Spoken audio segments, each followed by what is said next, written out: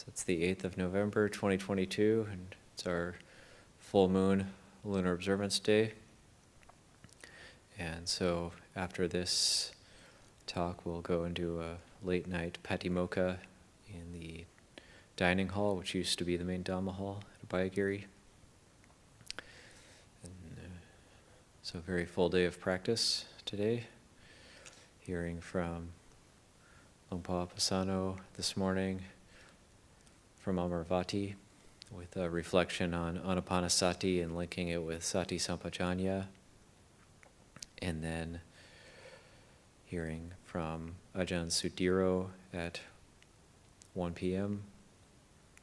Also talking about practice and the hindrances and perseverance, and using the analogy of the tightrope walker.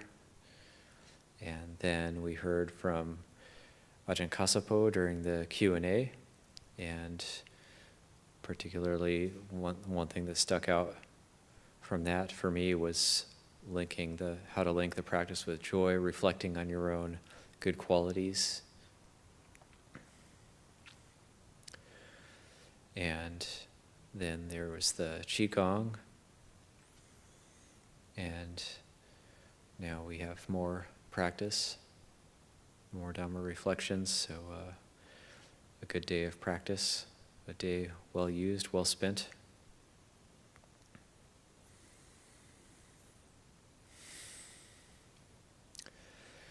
Something I was considering today was, it happens sometimes that we do a lot of work, or we practice something and it doesn't seem to bear much fruit, or we put a lot of effort into something.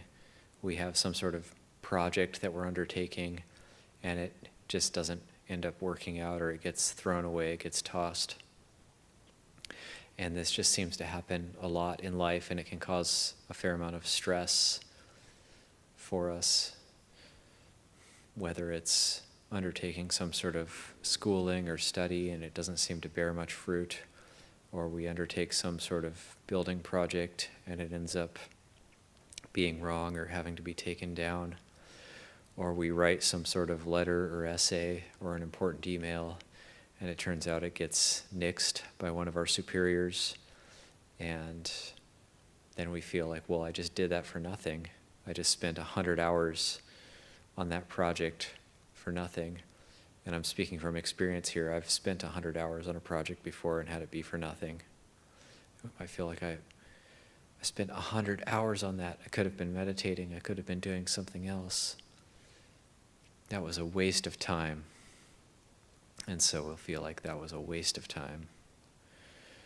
But actually it isn't. It's our attitude that's a waste of time. It's that attitude that we wasted our time that's a waste of time. So cultivating a positive attitude, even in the face of failure, or it seems like we just did something for nothing. But really that's a lack of wisdom that's telling us that was all for nothing. So the important part is that we learn something, and we relate to our entire life as like a lifetime of learning. That's what's important. Of course, that's what we're trying to do here in the monastery. We're trying to clear our minds so we can engage in a lifetime of learning.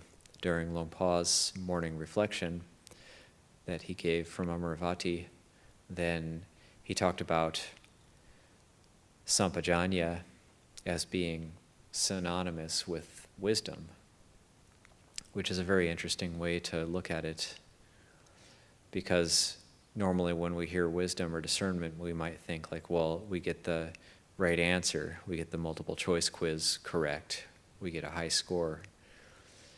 That's not wisdom at all.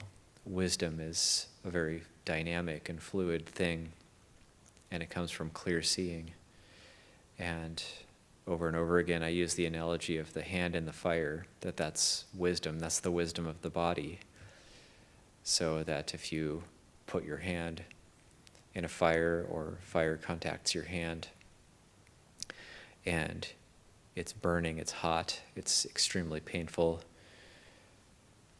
the hand just recoils immediately. So that's the bodily wisdom. It knows what to do immediately.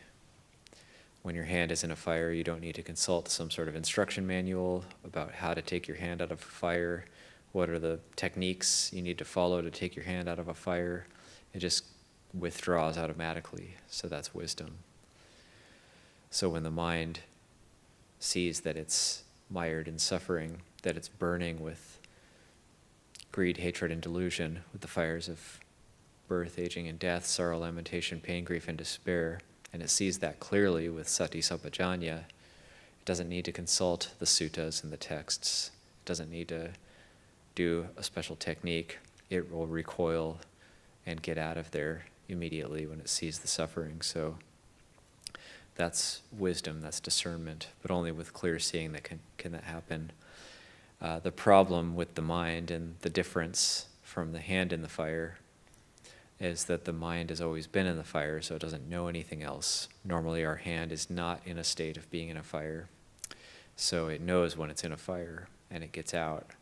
But because the mind has always been in these fires and it's never experienced the coolness of being outside of them, that's why it doesn't leave. That's why it doesn't recoil from these fires. So just so we can think, what would that be like? The coolness. Nibbana means coolness, means to cool down. So those fires cool down and go out, and there's no more fuel for them. So just as a thought experiment, what would that be like?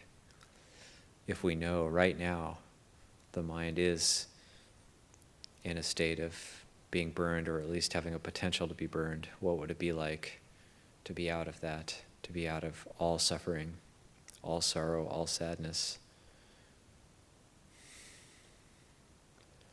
One of the problems is we're very attached to our suffering.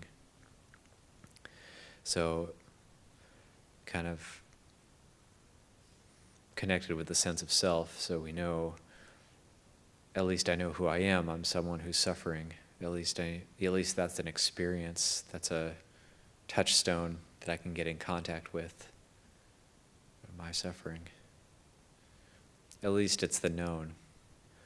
So at least I know I'm going to suffer. At least I know I'm going to be angry. At least I know I'm going to be greedy. At least I know I'm going to be sad and disappointed.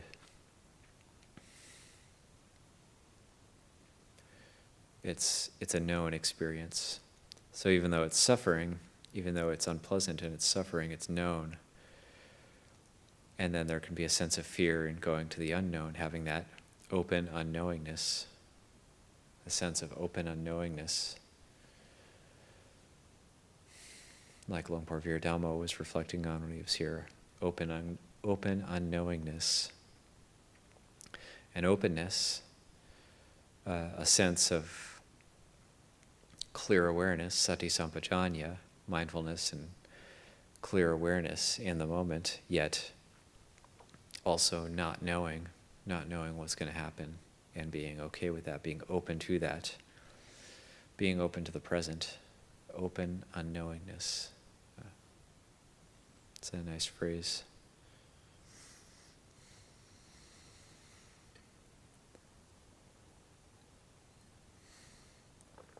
So when we feel like we've failed, when we feel like we've failed at something or we've wasted our time with something, really we can connect that with the death contemplation. We can connect that with the death contemplation because if you look at, say, I work 100 hours at a project and it just ends up not working out and ends up being done wrong, it has to be thrown away. Well, that's no different than we work a lifetime at all of our projects. We work a lifetime at building up whatever we're going to build up during our lifetime, and then at the time of death, we throw it all away. Was it a waste of time? Was our entire lifetime a failure? So at the time of death, we throw it all away. So failure is actually a good thing because we can train ourselves to throw it all away now. If we work 100 hours at a project and it doesn't work out, it seems like it was a waste of time. Well, let's train ourselves now to be okay with that. And then we prepare ourselves for death. Because our whole lifetime, if we think about it, getting an education, just the basic things we learned as children, just how to read, how to write, how to speak, how to, whatever education we got, whatever achievements we have, going to university, having a career, or ordaining, and that's our career, having a monastic vocation, a monastic career, or having a family, raising a family, and then going through our whole life, whatever achievements we have, whatever accolades we receive, whatever rewards we get, whatever money we make, in the end, it's all thrown away. So if that's the case, how do we relate to that?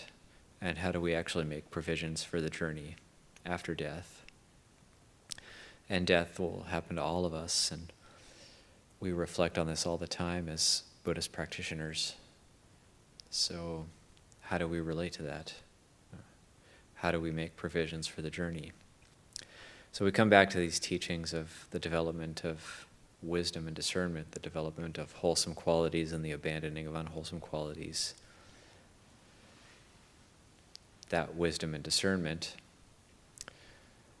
So we don't take our mental faculties with us, we don't take our bodily faculties with us at the time of death, but what carries us is whatever the karma that's built up, the wholesome and unwholesome qualities, and the wisdom and discernment, the clarity of awareness can carry over. It seems to be independent of conditions. There was a senior monk, one of Tanajan Jeff's teachers, Longpo Suwacho, and apparently he was in a car accident later in his life, and he had a head injury, and a lot of his mental faculties left him after that, and he wasn't able to be so, say, discerning in his mental faculties, but then he was known to say, well, that thing I got from meditation, don't even know what it's called, but the thing I got from meditation, that's still there. So that sati sampajanya was still there. So that's provisions for the journey. The open unknowingness, having that attitude, is provisions for the journey. Whatever we achieve in our life, whatever money, whatever praise and criticism, fame, disrepute, whatever worldly things we achieve, whatever gain and loss we experience, whatever pleasure, whatever pain, those end up just being memories. And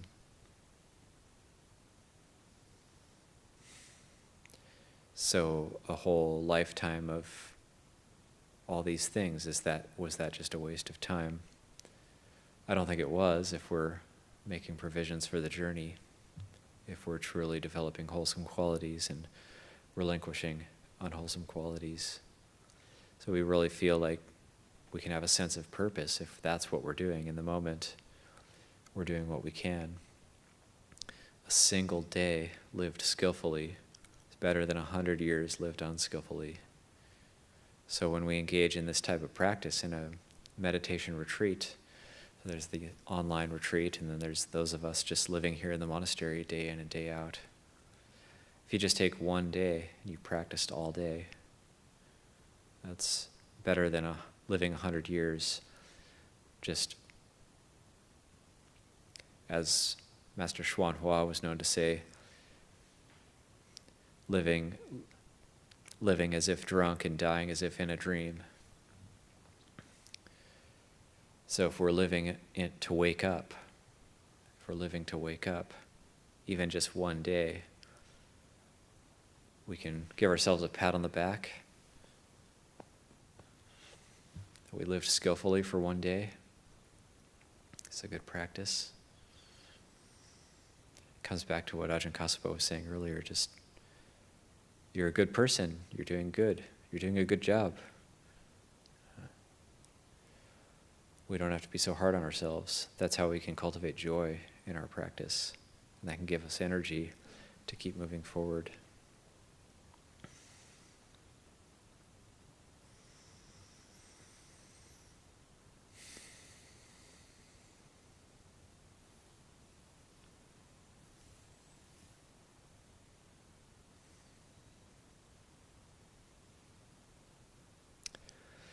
like to touch on the 8 precepts a little bit, because I don't feel like I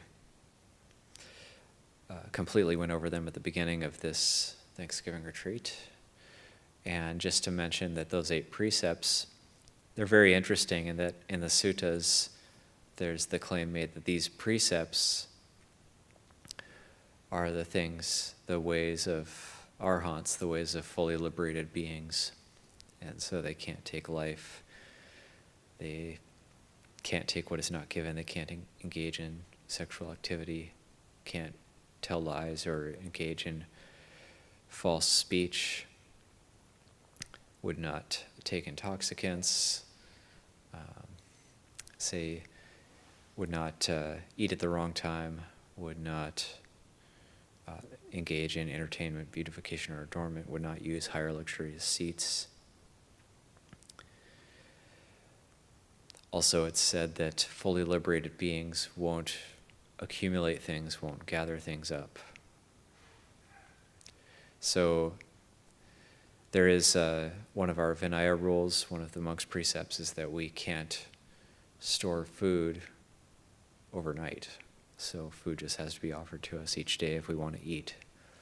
And the instigator of that rule was apparently an arhat who was storing up rice from his alms round. He was actually Venerable Ananda's upajjhaya, his preceptor. And so he was actually gathering rice from alms round, and then he would only go alms round once a week, and he would dry that rice and then on the next day moisten it with water and eat some rice the next day. And therefore he would go alms round once a week, and the Buddha kind of reprimanded him for this, which was kind of curious, and said, no, you know, I make a rule that you're not allowed to store up food overnight. If you want to eat, you have to go alms round each day. And yet this monk was already an arhat. But he was doing something out of frugality. He wasn't just hoarding food or gathering it up. One can ascertain that he was actually eating very little. So the Buddha made this rule out of compassion for the lay people, not because this monk was really needed any more training. He had already finished his practice, but this is out of compassion for the lay people with that vision of the Buddha, then saying, well, no, you have to, if you're going to eat, you need to go alms round. But a fully liberated being cannot store up, they would not be inclined to store up goods in terms of more than they would need for a very long period of time, because there's no, it's like Lumpur Cha was known to say, a samana has no future. There's no conception of me in the future for a fully liberated being, for an arhat. There's no conception of me in some future time. It's just here and now. That's why an arhat wouldn't be able to gather up a lot of material goods, hoard things for some future time. That would just be completely irrelevant. So it's interesting to recollect, and the Buddha had that as a training for people on the lunar observance days. He said, why don't people act like arhats for a day and a night? And that would be a wonderful thing and be a good training for them as a recollection of the noble, liberated beings.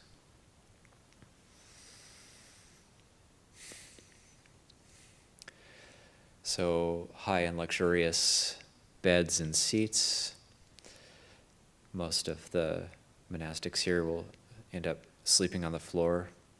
Some will, depending on our bodies, will use different types of beds. It might be a thermarest, might be a yoga mat, or even just a straw mat on the floor, depending on how the body is, whether it's going to be a little bit softer or harder is up to the individual.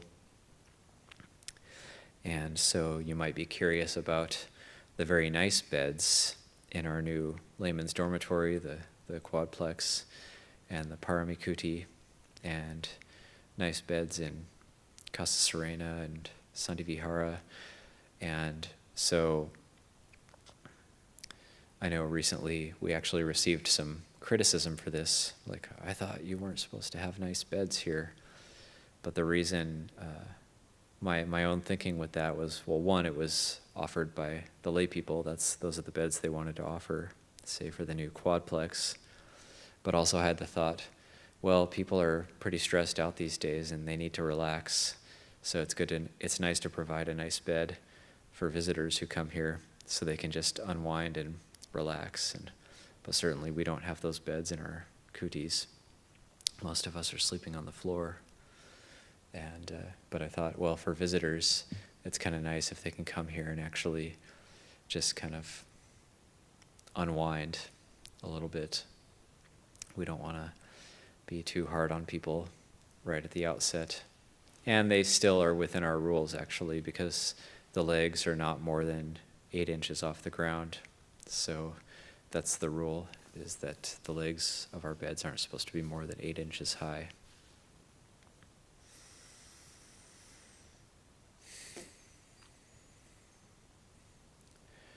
So all these things that we do here, these precepts, these rules, they're all for cultivating sati sampajanya, and it can be a great support for our practice of anapanasati, and ultimately provisions for the journey, developing that attitude of, even if we fail at something, whether it's a 100-hour-long project that got scrapped, or a meditation that we feel we failed at, if we learned something, we didn't actually fail. If we had sati sampajanya, if we were aware of what was happening, we didn't actually fail. We only truly fail when we stop practicing, when we give up entirely. Only then do we actually fail. So for anybody here, that's certainly not the case, because we're all making an effort at the practice.